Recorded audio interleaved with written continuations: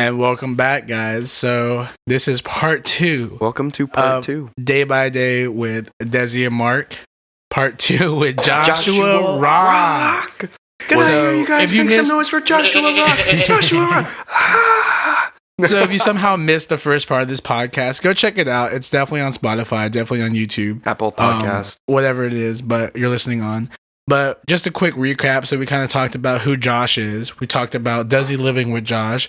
Talked a good Wolfie story. Oh yeah, good ass Wolfie story. And so that's pretty much what you missed. But now we're gonna get into the nitty gritty of who we actually. One of the best qualities about Josh. There's a lot of good qualities, but there's a really good, really standout one that I kind of touched on before, which is Josh can talk music. Oh, I love music. Like Josh can sustain else. a conversation about music. Like I'm telling you could stand there for 45 minutes with this man, and he may know like a little bit about your genre that you like, but he will talk to you like he knows everything about it. Yeah, because I feel so. One thing for me that music is that since there's so much like diversity amongst it, especially with over like how many years like it's really been prominent with recorded music. There's just so much to like really think about what has influenced what, and like what has done what for what genre. So even if I don't know that much about it, I'm really excited to see why people enjoy the stuff they enjoy. Exactly. You like seeing why somebody gravitates towards a certain type of band or a certain type of song. No, completely. I've had some close friends of me complain about it because of how diverse my playlist is, and that it's like, why do you? Because they think sometimes it's like you listen to shitty music. I'm like, no. This music is bopping. I give other music a chance. It's just not for you because some people like to center themselves. It's just not for the moment you're in right now. I feel like a lot of music I listen to so much music throughout my whole day because I love to have music throughout my whole day. Yeah. That I sometimes like I'm having a weird day and I realize I've played the wrong songs for my day. Yeah. You know? I don't know if that makes sense to people, but no, 100%. That happens sometimes, you know? And yeah, so I feel like that is part of it as well, you know? Well, so Josh, yes. If you could tell us top 3 bands or artists that have kind of influenced from your childhood to your like your to where you are now, like what is something that if you could put it onto a mixtape for somebody, what would they hear? An awesome mixed playlist. So one, I want to say that younger me is different from like current me. Okay. Because me in high school, so let's just do 10 songs then instead of bands. Let's just do 10 songs. Okay, see, you're throwing it all around, but it's all good. I would say I'm Josh, we're drunk. If you couldn't tell, we're drunk. No, I am too. We've hit the tipsy part. For people watching or listening, yes, we've consumed Smirnoff tonight and Fresca together, and we got drunk. My first time having Fresca. No. How is it, by the way? It tastes like Sprite. Like it's really good, but it tastes like Sprite. Thank you very much. Shout out to Fresca. Anyways, back to the music. I mean, just tell us anything. So I would say younger me, one band that I really had a lot of, because younger me, I would say was honestly an asshole about a lot of things. Like I only liked rock. I think that's everybody when they're like young. They just kind of think that what they're into is the best thing they've ever heard. Because in 8th grade, I had these like fingerless gloves that had the Avenged Sevenfold logo, and that was like my favorite band of all time. Especially being a drummer, their drummer, the Rev, was my influence of top time. Rest in peace. R.I.P. Yeah, rest in peace. Real shit. But that's also another reason, because I have a matching tattoo with my mother that I got us for Mother's Day of Blink-182. Drummers honestly influenced a lot of my like younger life. So yeah, it was Blink-182, Avenged Sevenfold, and Slipknot. So you had Joey Jordison, the Rev, and then Travis Barker. But now that I'm older and I got to actually experience different genres of music. I would say that some of the top 3 artists, I still got to give it to someone in the rock community. The Story So Far. Shout out. The Story, that's their name? The Story So Far. It's named after a Newfound Glory song. And then I actually have a Story So Far tank top. I got it. I believe it was Warped Tour. I mean, I'm going to be completely honest. I've never heard of that closet, band. Josh. You know where it's at. New already. They're honestly like a new age like pop punk. They kind of came around during like a lot of the sad boy era.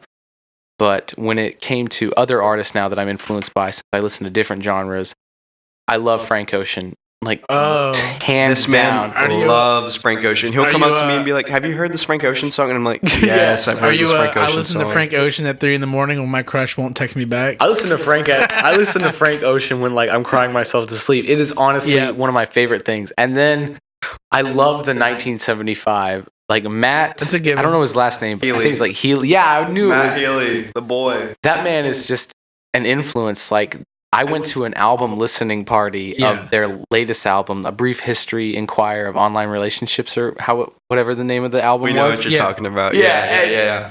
I listened to that whole album at that listening party, and the next day I learned the song Mine on guitar just because it was my favorite fucking song off the album. That, and if you guys can't American, see right now, Me. Josh is literally getting so hyped talking about it. That's how I know that he loves blushing. what he listens to. I tell you what, that's a really good album, and I'm glad you brought the album up because a lot of people don't like it, and I'm kind of to the point where I'm like, you know what? It's the 1975. How could you not like it? And exactly. My favorite song off the record is Sometimes I Always Want to Die, and I felt like when they wrote like that, and along with a lot of the other songs on the album, like they're so relatable. You know what I'm saying? Like the 1975 was so vulnerable on that album, and it's like, how could you not like it? But that's just my opinion. My opinions are wrong and they're right, so take that for what you may. Hey, opinions are like assholes. Everybody's got one. Everyone's got one. Exactly, except for Kim Jong-un. Like I said, Josh is like very well versed in like different kind of music, and you got me on that 1975 shit, honestly, because that song especially, I Always Want to Die Sometime. Oh, Josh knows. I've been like, Josh, bro, it's been a rough week. Like, listen to this shit. I think that's why you guys get along so well, is because when Desi's kind of feeling a song that he's attached to, I feel like you're just like, yo, dude, Josh is I get always where you're down. coming from. I had this lady friend I was seeing, and then like she broke my heart on the beat, and it was it's all good. Like Josh, there's barely any left. Pour the rest of that into your drink. I'm pouring the rest of it into my drink. Go for it. But I had this lady friend that I was seeing, and then she decided like, it's time to end it on the beach, which is one of my favorite spots to be. And I was so like, to keep myself kind of like okay with it all, I put on that song just like to walk the beach, because the beach is my favorite spot to be. You just stare at the sunset. It's beautiful. Or the sunrise, whichever deciding time you decide to go to the beach, and just seeing that beautiful ocean, it kept me calm through the whole thing. I was like, you know what, this is a part of life. We have to go through these experiences. It ain't so bad. It ain't so. Yes. In the moment, like for anyone out there, in the moment, it'll feel like it's bad. Everything hurts but pain is only temporary. It's only temporary. And time is the best healer for anybody out there going through some shit right now. I think all three of us have been through some shit in the past year, and I think we could all agree that time is the very best healer on that. That's very true. So, I went to school for music business, so I kind of, Dezi and Josh have both made music. Do you guys think that with the accessibility to, GarageBand, Logic Pro X, all that kind of stuff, do you think that music has kind of lost its integrity because anybody can make it? Or do you think is it actually making itself more, I guess, distinguished because anybody can make it, but then not everybody can still be amazing at it? You know what I mean? Like, can you distinguish yourself, or is it still just diluting like the art? That's if you want to take really it first, good question. I'm going to let Josh take it first because my answer might sound a little bit abrasive. So there's many ways to look at it, but if you really think about it, when it comes to music being able to be made by everybody, back then it was only select few that got to get picked. Yeah. And if you really wanted it, you have to tell like a big story through an album. But nowadays we live in such like a Spotify and like Apple Music Soundcloud, culture. YouTube. You can throw out singles like it's no matter and cover songs, and it's which not saying it's not downgrading those songs and their like ability to thrive emotion. It's just that nowadays there's so much a guy to go through. with the emotions of just like a bedroom life of just like one friend and something like that can get popular versus like you had to like have like the mainstream to like get to that popularity level of like telling your story, or the connections to be able to get to that part, because studio time was not as what's the right word to put this, studio time back in the day was not as easy to come by as it is now, or you didn't have because they had to have giant recording tapes. You had to be an expert to like do that stuff. And so when you were an expert back then, you had to pay 4 or 5 times more. That too, but you were literally like the technology was different. You're recording over like tapes. Like the Beatles did. They were recording over themselves on tapes. And like it wasn't like Logic Pro where you can just, or like what's the other one? Logic Pro and you have like Pro Tools. Pro Tools, thank you. It's not like that where you can just go, oops, I fucked up. Command Z. Back then it was like, oops, we fucked up. We gotta literally throw away this whole entire tape or cut and stitch it. You know what I mean? Like they literally had to get scissors or a blade, cut up the tape and then put it like glue it onto another tape to make sure that was the final master or mix. I would say that there's like, because there's still engineers that are really trying to focus on this thing, and with it, like a lot of people want to do the whole like old music's better, it had more meaning. It's like, but I feel like, and if you talk to any musicians like in any genre or anything like that, like within the last 5 or 10 years, right? Yeah, no, John Mayer, one of like the best guitar players on earth, he respects musicians like Travis Scott, which is like, which is why he was in the documentary. Exactly. Yeah. He respects Travis Scott at such a level because Travis Scott came out with the album Astro World, and it was a beautiful piece. It had so many features. It represented different sides of music. Like Stevie Wonder's harmonica solo was on that. Like, and that is cool shit that should not be ignored, Like, but so many people want to look at the pop singles and be like, that is all this person is, and that is not it. Because even though times have changed on how we indulge in music, because sure, there are some people out there that are getting famous that have done like that. They don't really have much to offer in their musical writing. That isn't always the shiniest and brightest way. And it's lacking the musical integrity, because one of the kind of my answer to this question is like, I'm always down for trying something new when it comes to music. I think that's how the best music is born, by trying something new. But there comes to a certain degree of musical integrity in your music, and I find myself on the borderline of kind of like indulging in it and not indulging in it, because it's like, I know this person, like for instance, Lil Yachty, like. It's nothing against Lil Yachty. I've seen him live. I've been to his concerts. Like, he makes good music for I fuck with Lil Yachty and for his the music. sound, but at the same time, it's kind of empty. Well, the thing is like Lil Yachty posted like the other day on Twitter. He's like, they caught him in an interview, and they were like, he owes like X amount of thousands of dollars to like a jeweler. All his money on chains. Exactly. Yeah, and he like had to sell. I don't know if you knew about that, Josh. I didn't know about that. Yeah, so Lil Yachty got in some. I think it's either the IRS or he owes money to a jeweler. People. And he was known for about 2 or 3 years ago, when he was blowing up, for buying lots of chains. So a lot of people are kind of criticizing, why didn't you, go invest in yourself or invest in companies and try to build your net worth rather than just blowing all your money? Which I think is really like, there's a fine line of like unfair and kind of like, to some degree, fair to judge a person off that, because if you're a rapper and you've been used to poverty, whenever middle class, even high class, like, you're making millions of dollars, millions on millions of dollars off of like maybe sometimes even one song, and it's like you're spending all your money. You've never had that kind of money before. You've seen it. You have it now, and it's like, of course, like a natural human being, nobody's perfect. They spend that money. And you gotta remember, he's pretty young, dude. He's about your age. Yeah, he's like 21, like 22. So 2 or 3 years ago, he was like 19 years old, 18 years old. Exactly. So for me, there's got to be a line that's drawn when it comes to music, especially that has to do with when you really think about like the artists that are writing it. Like, sure, there are impactful moments in their life, but I typically, when I listen to music, I don't try to think about a lot of like, the artist, I'm sorry, I'm stuttering because I'm drunk. The artist's history and what he has done. Like, are you right now? But that's fair. I feel like I'll get attacked on this, but if so, it's like, there are artists like R. Kelly and French Port Step. They've done terrible things, but the music they've written is very different. Ignition is a great song. It's a great song. Honestly, that's a bop forever. From R. Kelly, I really love his song "When a Woman Loves." That's a great song. But everything he's done, I will say personally, like, condone. It's terrible.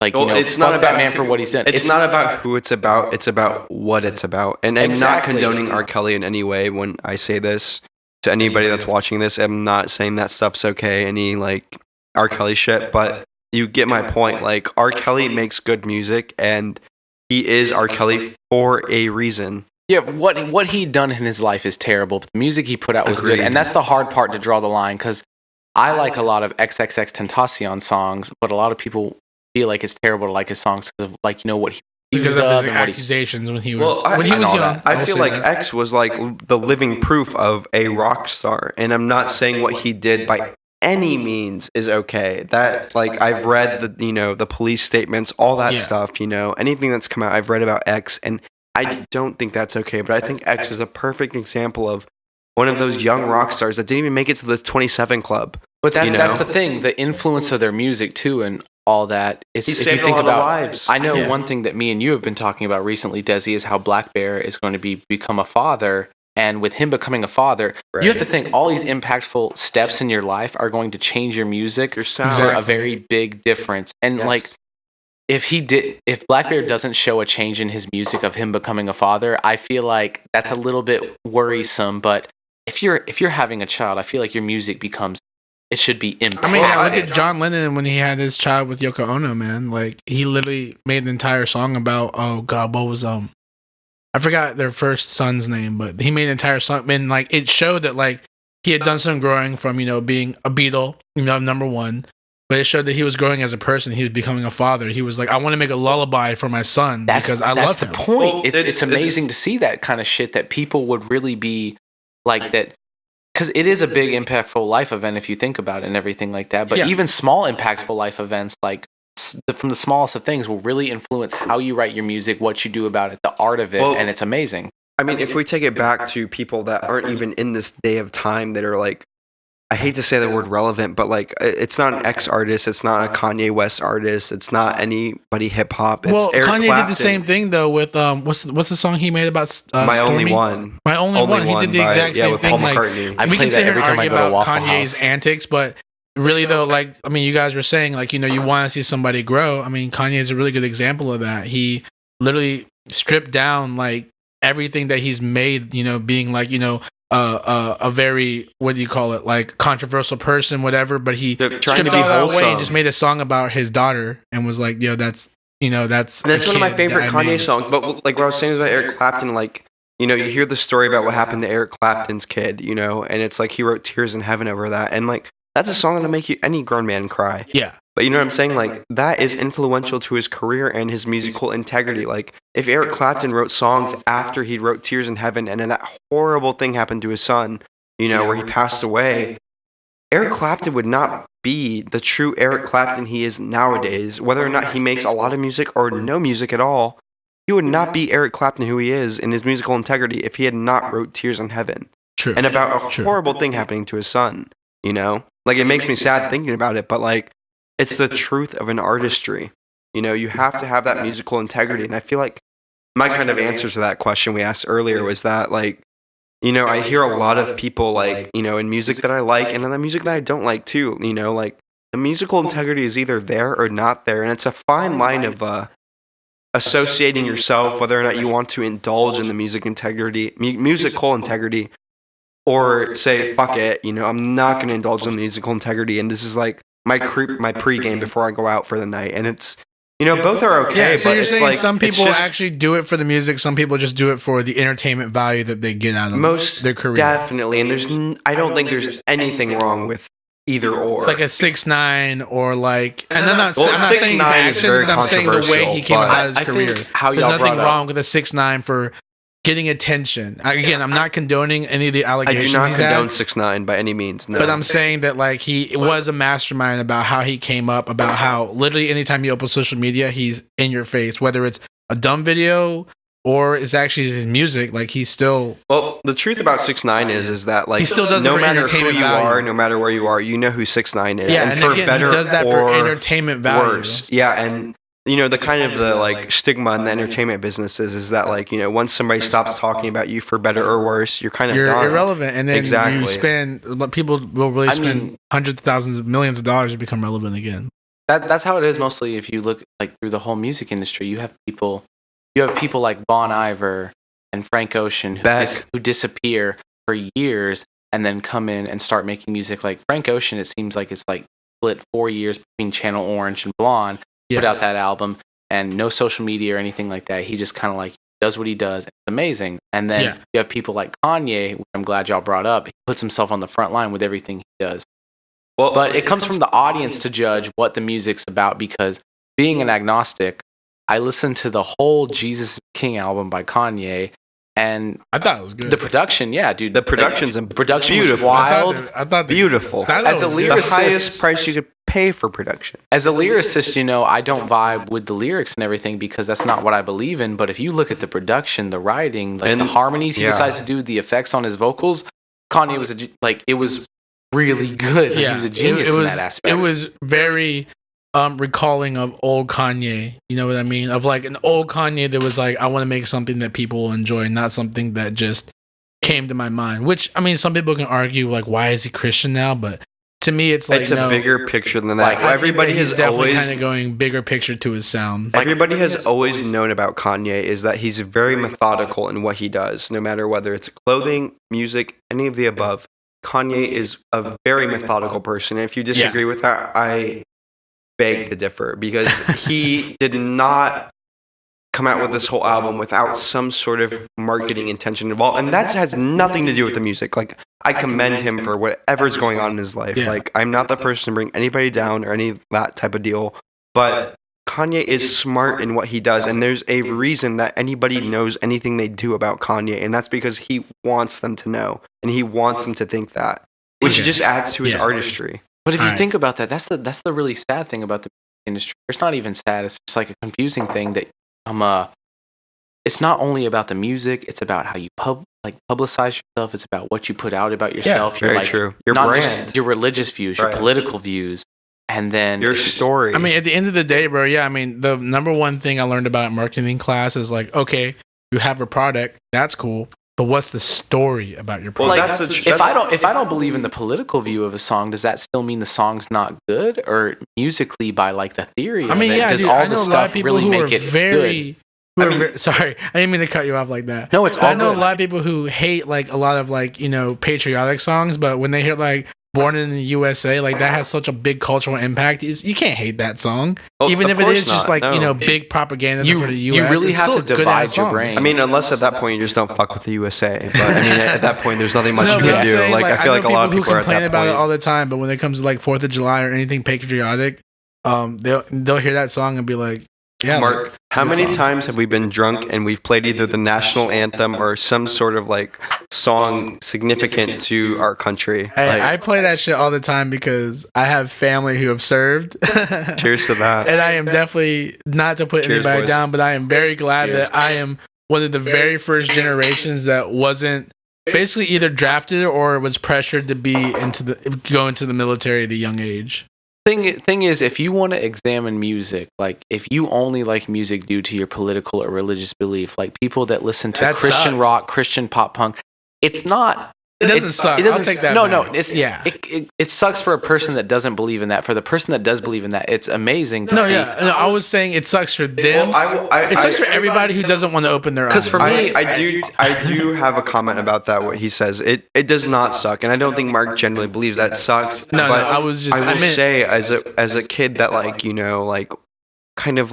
had some trouble with like the mother-son relationship. I went to youth group a couple times as a kid, and church a couple times as like a trial and error thing for my mother. And the thing is that like Christian music, whatever religion you want to like associate with, it does have good values to the music. And I would hate myself if I was ever the person to be like, oh yeah, because I don't believe in this, this sucks, or this is not something I'd listen to. But you learn a lot of valuable lessons. I'm a keyboardist, a piano player, a drummer, and a guitarist, and I sing when it feels right. And as a drummer especially, like I've learned a lot from gospel music. Like it's big fills, good stuff that you look for in a drummer. And drummers, like Christian drummers, gospel music drummers, are usually very favored by people in bands, music associates, because they can play very well and very diversively. Yeah. What's that one big ass fucking Christian band? Toby Mac? I mean, no. Skillet, like, Reliant K. Skillet's a good one. Reliant K is really good, but there's another one. No, it's big. It's like there's Young the Giant. I remember them, but there's Churchill song. Churchill something. I know who you're talking about. Yes. I know, but something like that. Yeah. See, but people that want to shit on music that doesn't actually that doesn't have their political or religious belief, or even pertain to them. No, yeah, I still listen to Reliant K, even though I don't believe the same things they do. But that song, "Getting Into You," even though it's about really following God and stuff, it's still to me, I can examine it's a good song. And there's this one song I remembered from some vacation Bible school that my girlfriend at the time was going to, that I wanted to go experience. Yeah. I still remember the lyrics, you turn the water into wine. Hey, I mean, that was a bop. Can we talk about my very, very first band that I ever got into was Under Oath, and they are a Christian hard rock band. So they kill so live. But no, the thing was, my parents were really against it at first until they heard this man's talking about, God and like all this kind of stuff. But I mean, I never looked at it in like a Christian-y way. I was just like, dude, they make good ass music. That's another scary thing too, because a lot of those because religious music tries to influence every genre, they can't because once they realize the gospel, it's like we repeat the same bars and stuff. We got to get to the rock kids, we got to get to the rap kids, get to the hip hop kids, the scene kids, the ones that are going through this. It was really scary. A lot of the hardcore and metalcore bands were pretending to be religious even though they weren't, just to get famous enough to be able to play tours. Yeah. That was a sad fact that you couldn't pray your own message. Because there's Skillet also weren't they Christian? Or no, Skillet is. They believe in their religious beliefs. Pretty faithful to because I remember I had a girlfriend who was. There was rumors about bands that didn't actually believe in it, but they were going on these religious tours and playing with these religious bands because it's hard to get the hardcore kids and that wear all black and everything. Well, the kids that are fuck your parents, fuck my life, things have gone wrong for me. I have an abusive setting at home or whatever it may be. I'm bullied in high school, I'm bullied in middle school, whatever it may be. Understandable situations that make you human. But the thing is my personal experience, and this might be a little candid for the podcast, but my personal experience in this scenario, as I know we're running out of time, is that it can't be forced. And I think music is one of those topics, especially that everybody has their own type of music they talk about, they tell their friends about, they listen to, they try to play to. They dance in the mirror to, jamming out, and whether that's, gospel, whatever music it may be, whatever religion, it's not something to shit on as a person, but it's something to learn from. I mean, I just know that I like to appreciate every type of music, and I wish everybody was like that. Exactly. But the sad thing is, everybody, again, like you said, have different upbringings. They come from different backgrounds, so... I mean, again, just like Josh said, he was kind of attracted to rock really early and was just kind of in that closed mindset of this is the only genre that makes sense to me. And I was the same way growing up. My parents were like, rap is really bad. So I kind of just got this closed mindset of rap is what they would these call it, retards attempting poetry. That's what I thought it stood for the longest stigma. time. That is a horrible stigma for anybody, any creative, any kid. That's shooting them down, and that is not right. But then, like I said, like Josh said too, I got older, and I started kind of realizing that, this entire hip hop culture is really, making a movement. It's young, it's youthful, it makes sense. It makes sense to me. Now, right. Yeah, but I guess to kind of finish up this, entire talk about music, I think we should just kind of go around and, just kind of tell everybody what's in your recent playlist, what's in your recently played. So go ahead and grab your phone, Spotify or Apple Music. I use Spotify, so I'm gonna be. I'm a Spotify person too. We've talked about this on the podcast before. Spotify over Apple no Music. Shout out, like no diss on any other music service. I just use Spotify. So yeah, let's just go ahead and just say your last thing, and then we'll wrap it up real quick. Me and Dezi watched a documentary, so I definitely got the Mama and the Papas and the Beach Boys recently in my playlist. Dope. All right, Dezi. But also, I'm sorry, some albums have been popping up. Like it's recent that Turnover came out with the new album Counterparts. Oh. So there's just so much different in all the genres happening. I'm really happy. All right, I will say that I've been listening to a lot of Jackson Browne lately. For people that don't know who that is, he's an older artist. Check him out when you're alone during crackhead hours at 2 to 5 in the morning. Check him out and you'll feel good. And Mark, what have you been listening to? And of course, I've been listening to my boy Marco XO. Marco XO. EP just came out. We're about to go on tour.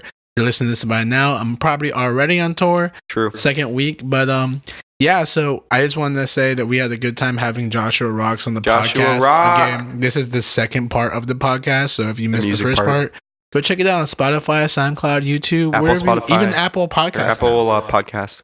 So we're all up on everything, but Josh, if you want to give everybody your Twitter or anything you go by, and real quick, plug yourself. Give yourself a plug really quick. My Instagram at Barbaccia _Joshua, BARBACCIA _JOSHUA.